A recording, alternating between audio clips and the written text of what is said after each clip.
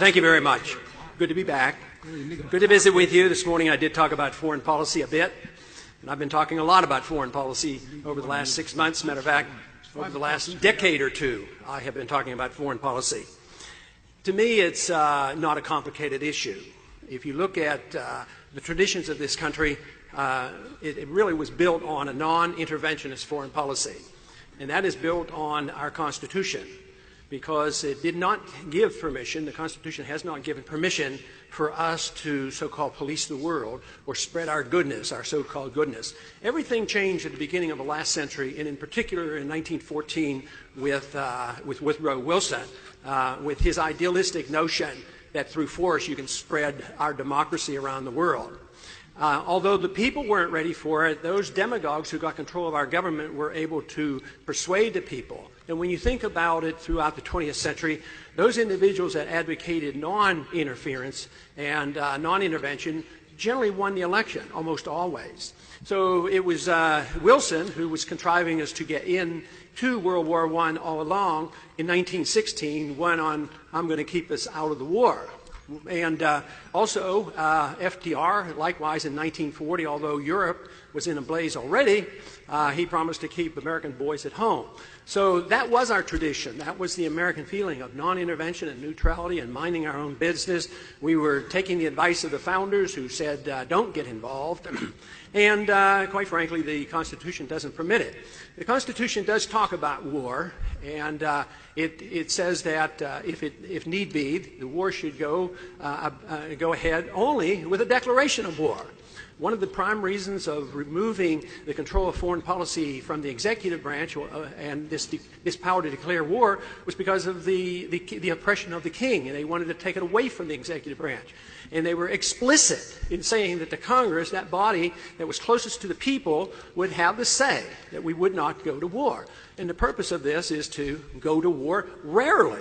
And when you do, you go with a consensus, and you go with the idea that you will go and win the war and get it over with. Even though we got into wars, especially World War I, which was essentially because of World War II, the wars at least were declared. But after World War II, once we had started to give up our concept of national sovereignty and came in under the United Nations, we went to war hardly with a blink from the Congress by going to war in Korea without a declaration. The strongest opponents at that time were the old right conservative Republicans who opposed this, and yet we ended up in Korea undeclared, and the war wasn't won. We drifted once again because we rejected the notion of non-intervention. We ended up going into Vietnam, and we lost that war. We're achieving so much more now in peace than we ever were able to achieve in war. We went over there to tell them how to live and make sure that they were westernized and we had control. It was a total failure. Since we lost in Vietnam, we have followed more the advice of the founders, and the founder says non-intervention, don't fight with people, have free trade, talk to people, trade with people, go back and forth, but don't get involved in their internal affairs. It's good advice. It was good advice then. It's great advice today. I wish we would follow it.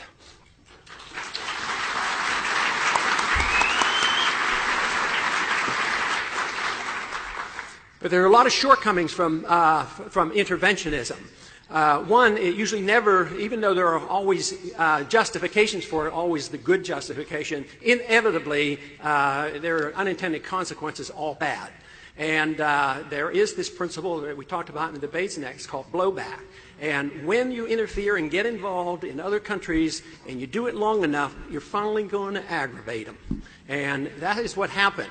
All I'd like to suggest is that if you have a little bit of difficulty in accepting a total non-interventionist foreign policy, always see it through the light of a political aspect of looking upon it, what it would be like if we were receiving the same treatment. What would we think if the Chinese were over here and they had their navy in the Gulf of Mexico and they had troops on our land and they were teaching us to live like the Chinese and teaching us about their religion and their laws? We would be outraged, and we would fight, and we would do anything. And yet we go over complacently thinking that all we have to do is go over there, and we are going to westernize that region. Now, I have used a quote from Ronald Reagan that he had a lesson he learned in a difficult situation. He sent troops in the early 1980s to Lebanon. I was in the Congress at the time and spoke out strongly against it. And he, at the time, when he sent the troops, he said, one thing, I'll never turn tail and run. Before you know it, the Marines were killed, and Reagan took the troops out. And then he explained this in his biography. And he said, Reagan said, I would never turn tail and run. But finally, after he realized the irrationality of the politics and the hatreds of that region, we changed our policy there. And that's a down-to-earth lesson, and he learned it, but we didn't learn it. And here we are still, proposing that we go over and get involved overseas. In a practical sense, we've been involved for a long time. World War I, we shouldn't have been in it. We were demanding a spot at the table in the Versailles Treaty. The Versailles Treaty led literally to World War II. And also those boundaries that exist after the Ottoman Empire broke down, the boundaries of the Middle East, drawn up by the West, Europeans and Americans. And we're still fighting over those artificial boundaries. And then in 1953, it was decided that democracy was not for the Iranians. Now we're dying to spread democracy, but the Iranians have an election, elect Mohammad Mossadegh, who also was a physician, and we didn't like him because he was serving the interests of the Iranians and attacking the foreign interests of the British and the American Petroleum Company. So he was standing up for his people. So what do? We throw him out of office through the CIA. And we wonder why they get angry and upset. So when did the blowback come? Probably not till 1979. After 25 years of the Shah, they get a bit annoyed. But they don't forget. We remember nothing, they forget nothing.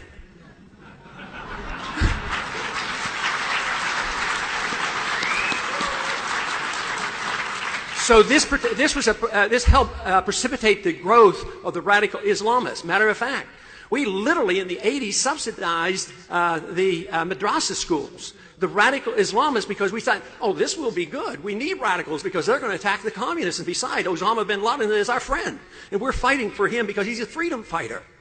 I mean, the absurdity of the intervention is just unbelievable that people still accept it, because it always has negative consequences, and it goes on and on and on.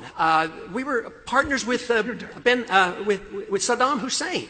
Matter of fact, we were his allies, said, go get Iranians, invade Iran. So he did, and of course, he was a bad guy, and he used terrible weapons. He used gas, but where did he get the gas? From us. It has to stop, and it can't stop by having a better managed war in Iraq. Those who are changing their opinion, and they're changing their opinion in droves today on Iraq, and it's not because we have mismanaged the war, it is because we have a bad foreign policy. We have a foreign policy that endorses interventionism. We need a foreign policy which is constitutional, conservative, wise, and that is a policy of non-intervention. We ought to stay at home, mind our own business, trade with people, and be friends with people, and we all would be a lot better off.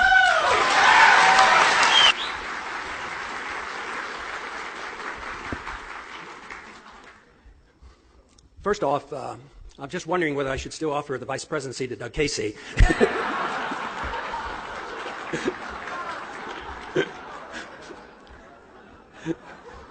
But, 9/11, they say we don't talk about 9/11. Well, we try to put it in a perspective. It was a criminal act, and part of it was it came about because, and it was so disastrous, mainly because we have so little respect for the Second Amendment and personal responsibility for our property. If we would have treated our passengers and the responsibility of airlines like we do, like we allow the banks control their money and their armored cars, people don't blow up and rob those cars.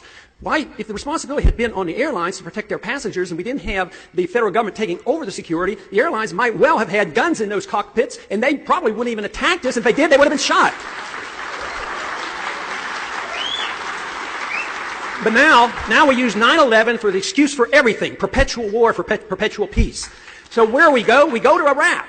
They've been wanting to go to Iraq for 5 or 6 years before that. The resolution for regime change occurred in 1998 under Clinton. So it was on and on and on. They were just looking for an excuse. The first meeting of this administration, they were devising plans on how to go in. Paul O'Neill couldn't believe his word, what he was hearing. And yet 9/11, the first meeting after 9/11, those up in the administration said, this is our chance. And somebody said, well, They had nothing to do with 9/11. That's beside the point. Let's go get them. They said, well, you have to at least stage an attempt to go into Afghanistan and pretend you're going after Osama bin Laden. So they did that for a few weeks, backed away from Tora Bora, let Osama bin Laden escape into a country that we subsidize, who's a military dictatorship. We help them. They have a nuclear weapon, and they're protecting Osama bin Laden. I mean, it makes no sense whatsoever. They say, well, conditions change, so we have to change our foreign policy. Our foreign policy creates these conditions, and they always will. I would like to put in a word for a word for Christian non-intervention, because there is a just war theory which is very Christian and it's very non-intervention. It means you don't go to war carelessly and you don't preemptively strike a nation that has not attacked us. So I say this war does not in any way compare to the Christian justification of a just war. Also, if you're conservative and you believe you endorse this war, you should at least have respect for the Constitution and never go into war without a declaration so we can fight it and get it over with.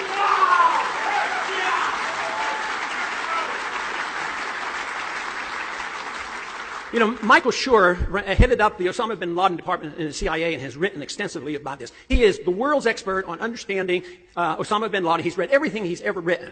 He has said since the debates have started that Ron Paul is the greatest enemy of Osama bin Laden, and he does not want me to win because it will ruin what he has going for him over there. Because his recruiting, it has skyrocketed. Before it was 100 or 200 crazy nuts willing to commit suicide. Now he has thousands. And Zawahiri has been heard to say and has written that they like us over there. They don't want us to leave because we're in their backyard. We're on their sand, and they can pick us off. They can wear us down. So we have succumbed to exactly what they wanted. We are over there, and we're not doing well over there. Also, understanding suicide terrorism is very, very important. Suicide terrorism has a root cause, and it's not radical Islam. If you want the real information on this, you have to read Robert Pape's book on this subject. He's done more research than anybody else by going back and studying every single case. The country that commits the most suicide terrorism is not Islamic. It happens to be Sri Lanka. And the countries that are most radical in their Muslim philosophy, Iran and Sudan, commits no suicide terrorism.